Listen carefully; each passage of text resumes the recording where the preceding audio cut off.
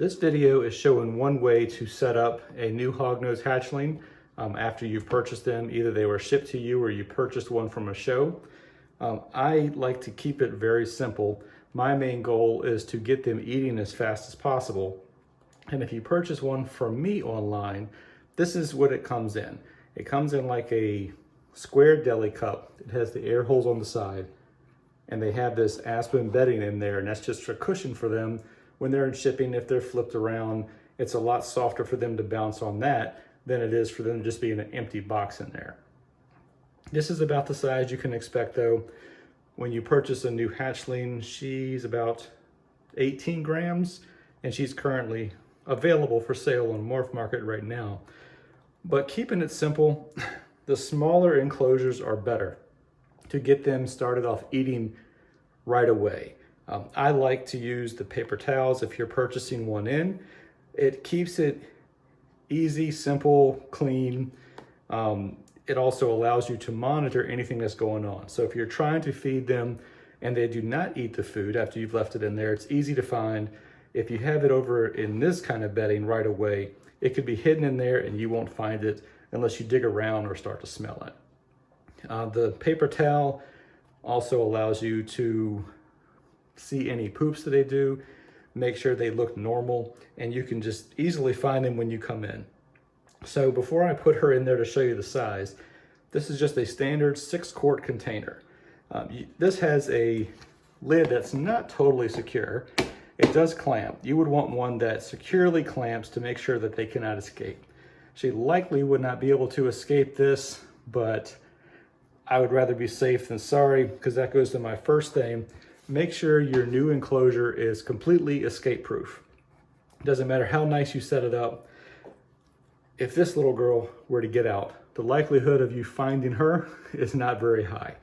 So you want to make sure that they are very secure.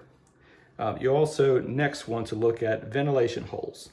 So if you can see here, I just drilled some holes in the side of the Sterilite container. You want to make sure that they're small enough that the head of the snake can't get through, because if they can get their head through, they can get through. You also want to make sure that you have enough air holes for proper ventilation in there so they don't suffocate. So you have a balance there. I put the air holes at the front of the container, not the back. It helps with the humidity. And as you see here, I use under the belly heat tape. For an enclosure this size, you only need to use a 3-inch heat tape. This goes onto a cord that would attach and attaches to a thermostat.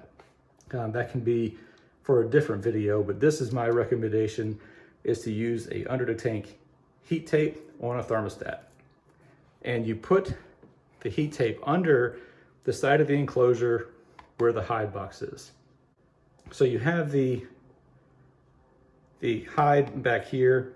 You keep a really low, shallow water dish. You can use one of the purchased ones from the big pet stores or wherever. This just happens to be a lid from something. She does not need that, but when they're new hatchlings, you need something with a really low lip so they can find the water. I also like to just put some kind of a simple rock in there. You don't have to have that, but it does enable them to scratch on that when they need it and helps them get their sheds going good.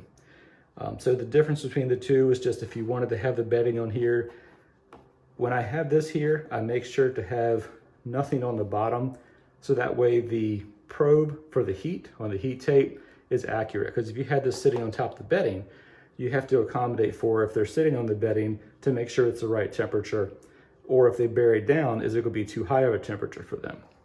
So I like to just have the spot there with nothing underneath, but I prefer this right here, at least until you see them eating well. This is not their permanent enclosure, and you will be changing it out as they grow.